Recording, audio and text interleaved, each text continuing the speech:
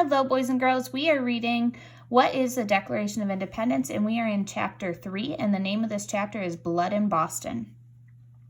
Boston, Massachusetts in early 1770 was a tense city, very tense. There were so many protests and gatherings that Great Britain sent hundreds of soldiers to the city to keep the peace.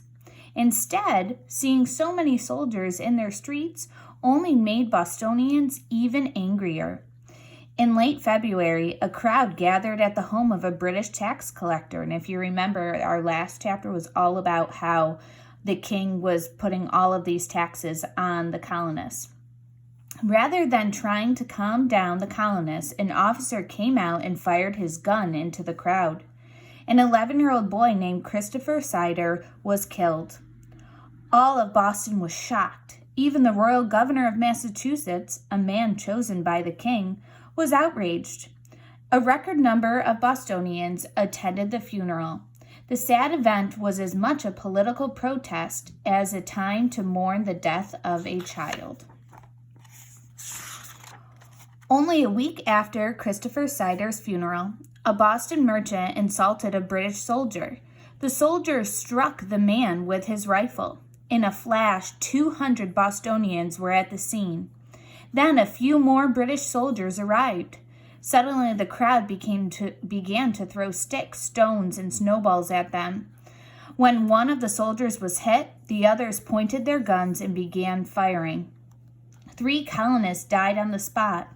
One was Crispus Attucks, a sailor of African and Native American descent.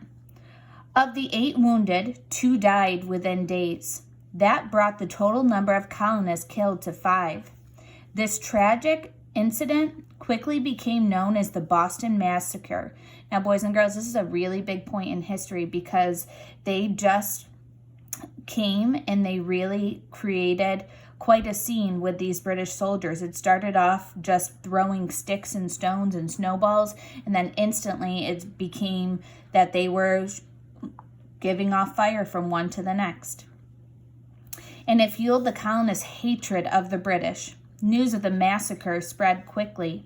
There were more angry protests against the British in cities across the colonies. In Boston, the royal governor promised a full investigation of the murders.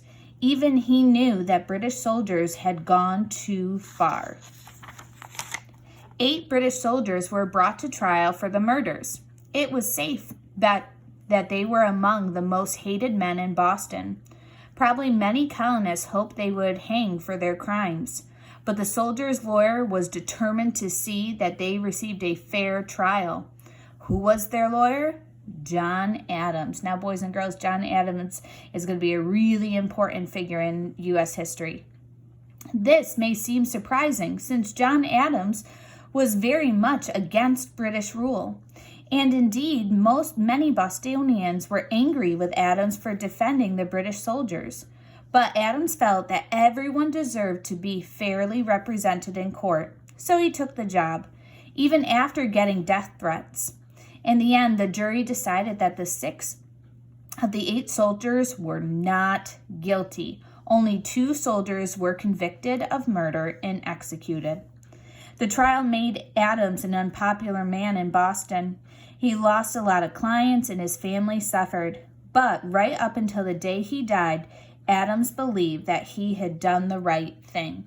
So boys and girls, he really stood by his decision to defend these men that most of Boston really, really didn't like. And we are on to chapter 4.